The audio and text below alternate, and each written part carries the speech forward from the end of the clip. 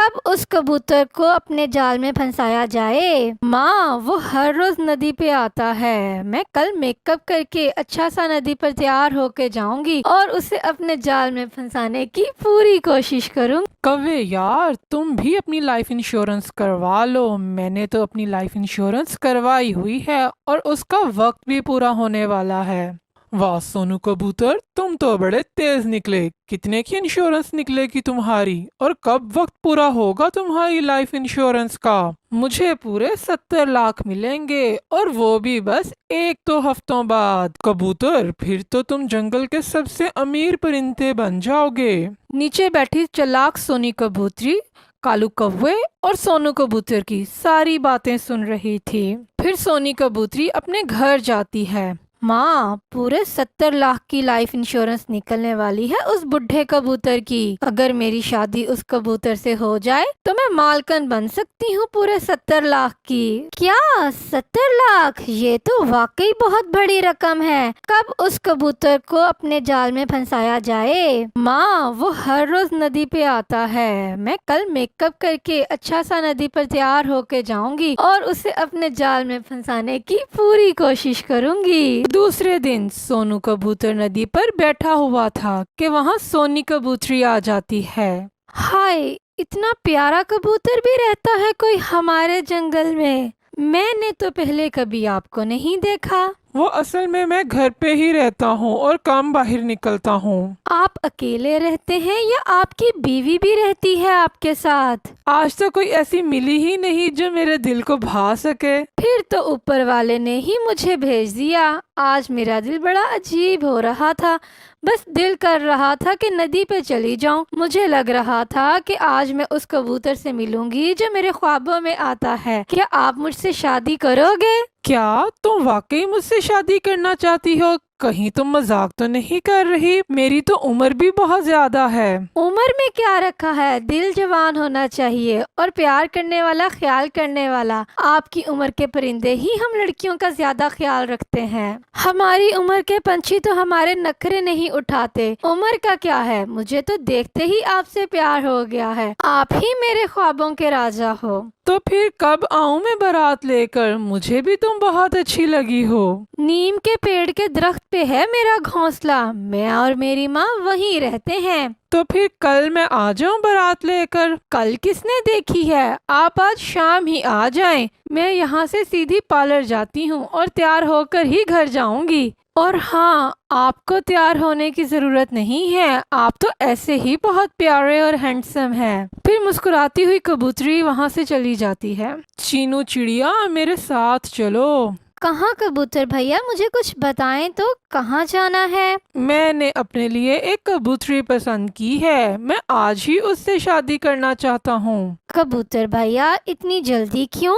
कुछ जान तो लो उस कबूतरी के बारे में। आजकल लोग बहुत झूठे हैं। नहीं नहीं चीनू चिड़िया, वो बहुत प्यारी है। जितनी प्यारी है मुझे उसके बारे में जानने की कोई जरूरत नहीं। वो जितनी प्यारी है मन की भी सच्ची होगी।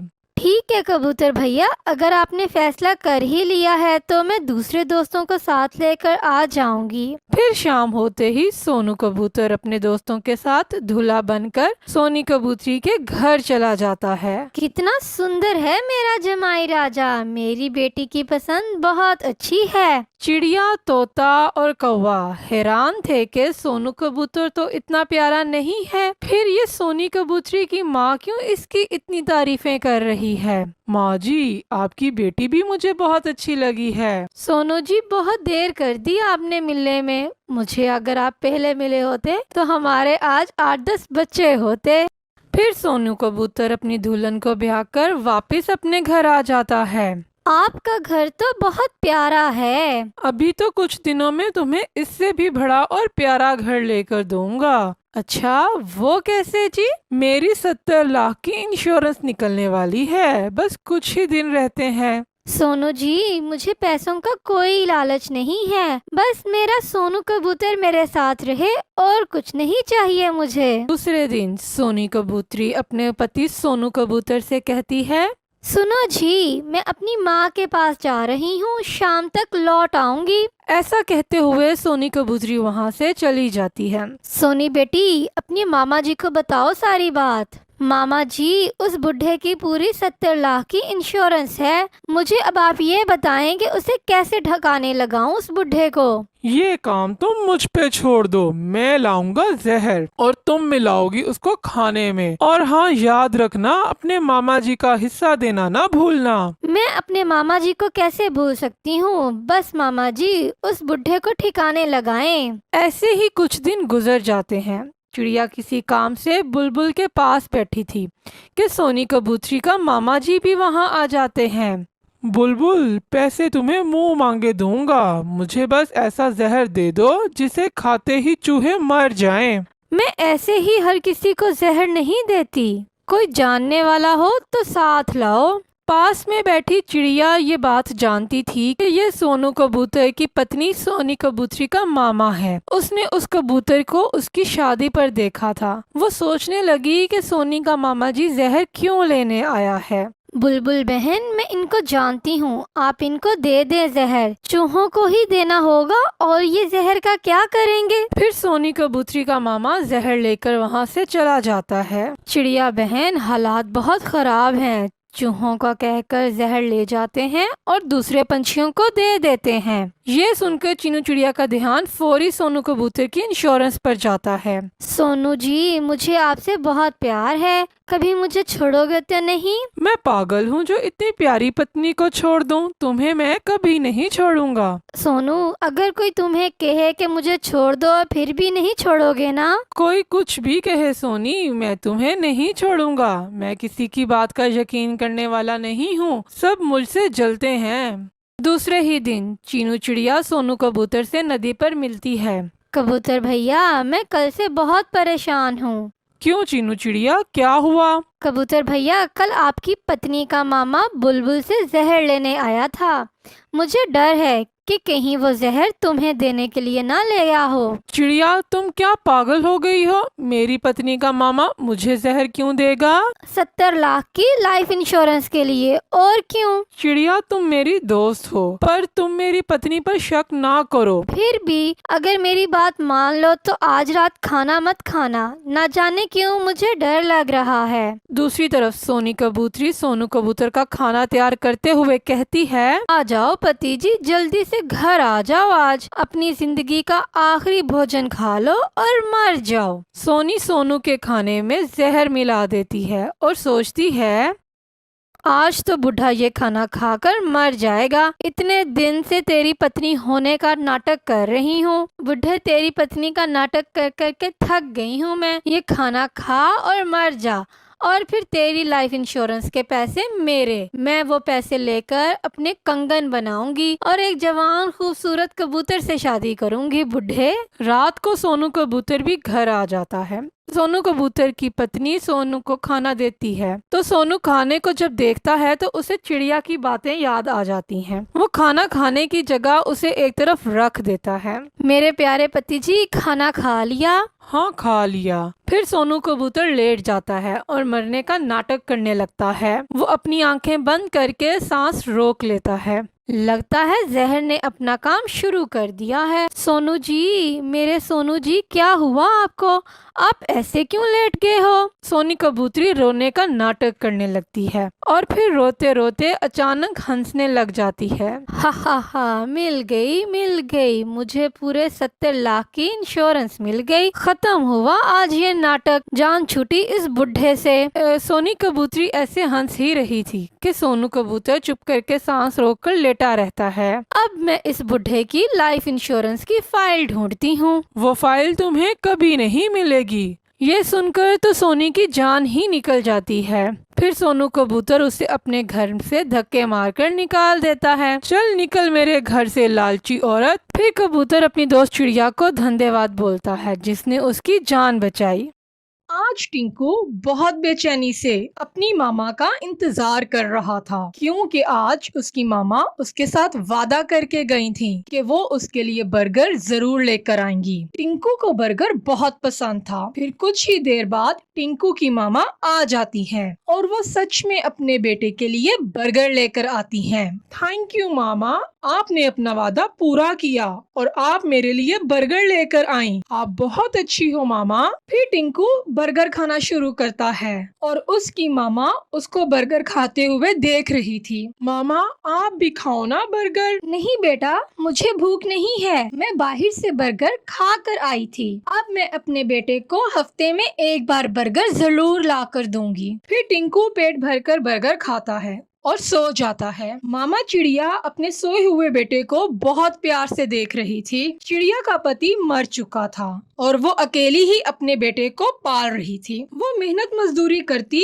और हर रोज की मजदूरी से थोड़े थोड़े पैसे बचा लेती और अपने बेटे को उसकी पसंद की चीजें लेकर देती। ऐसे ही वक्त गुजरता जा रहा था। अब उसका बेटा बड़ा हो गया था। फिर चीनू चिड़िया अपने बेटे की शादी करवा देती है। चिड़िया की बहू बहुत सड़ियल और लड़ाकी थी। वो अपनी सास को अच्छा ना समझती थी। अपनी सास को पानी और खाना पूछना तो दूर की बात, वो अपनी सास से बात तक न करती थी।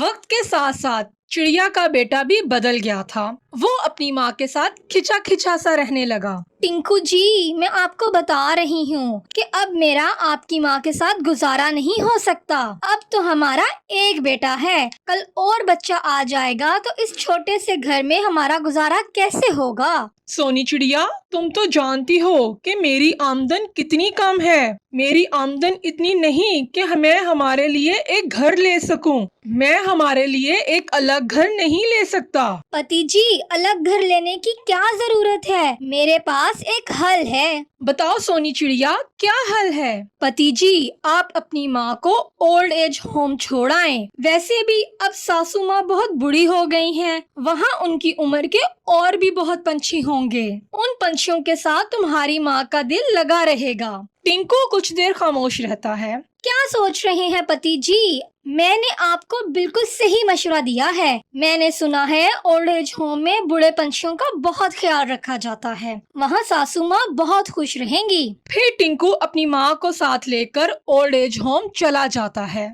और अपनी माँ से कहता है, माँ, अब आप यहाँ रहेंगी। हमारा घर बहुत छोटा है, वहाँ मेरे बच्चे ही मुश्किल से रहेंगे। ये लोग आपका बहुत ख्याल रखेंगे। मैं आपसे मिलने आया करूँगा। ऐसे कहते हुए टिंकू वहाँ से चला जाता है। मामा चिड़िया का दिल खून के आंसू रो रहा था। उसे लगता था जैसे आज उसका दिल फट जाएगा। चिड़िया बहन, चलो अंदर। आप जैसे बहुत सारे पंछी हैं, धीरे धीरे आपका दिल लग जाएगा। चिड़िया बहन, माँ बाप छोटे घर में अपने बच्चों को पाल लेते हैं, लेकिन उसी छोटे घर में वो ही बच्चे बड़े होकर उनको नहीं रख सकते। फिर कुछ ही दिनों में चिड़िया वहाँ रहने वाले दूसरे पंछियों के साथ घुल मिल जाती है। अब चिड़िया को ओल्ड एज होम में दिल लग गया था। उस ओल्ड एज होम में बूढ़े पंछियों के करने के लिए बहुत से काम थे।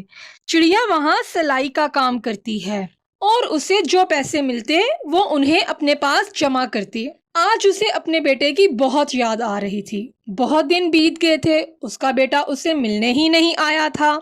चिड़िया बहन, आप ऐसे उदास क्यों बैठी हैं? कव्वे भैया, मुझे आज अपने बेटे की बहुत याद आ रही है। आप आज एक काम कर देंगे मेरा? हाँ चिड़िया बहन, जरूर, बताएं क्या काम है। कव्वे भैया, मैंने अपने बेटे के लिए बर्गर भेजना है। मेरे बेटे को बर्गर बहुत पसंद है। क्या आप मेरे बेटे के घर पर बर्गर भिजवा सकते हैं? काश बच्चों का दिल भी माँ बाप जैसा हो जाए। चिड़िया बहन, मैं भिजवा देता हूँ बर्गर। फिर कौवा चिड़िया से पैसे लेकर बर्गर टिंकू के घर भिजवा देता है।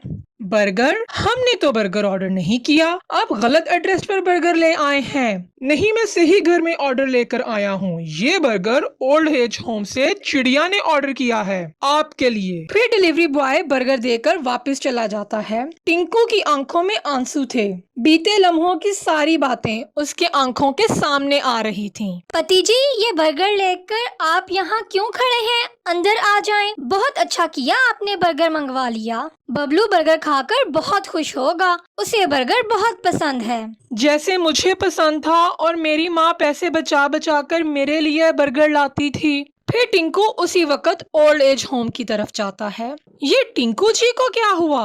माँ, माँ मुझे माफ कर दो, मैंने आपके साथ बहुत बुरा किया, मैं अब आपको यहाँ नहीं रहने दूंगा। नहीं बेटा, मैं यहाँ बहुत खुश हूँ और मैं तुमसे नाराज भी नहीं हूँ। बस मुझे आकर मिल जाया करो। लेकिन माँ, बस टिंकू बेटा, इससे आगे कुछ नहीं। मैं अपनी जिंदगी के आखिरी पल इस ओल्ड एज होम में ही गुजारना चाहती हूँ। फिर टिंकू उदास होकर वापस आ जाता है। वो बहुत पछताता है कि उसने अपनी माँ के साथ ऐसा क्यों किया, लेकिन अब गुजरा वक्त वापस नहीं आ सकता था।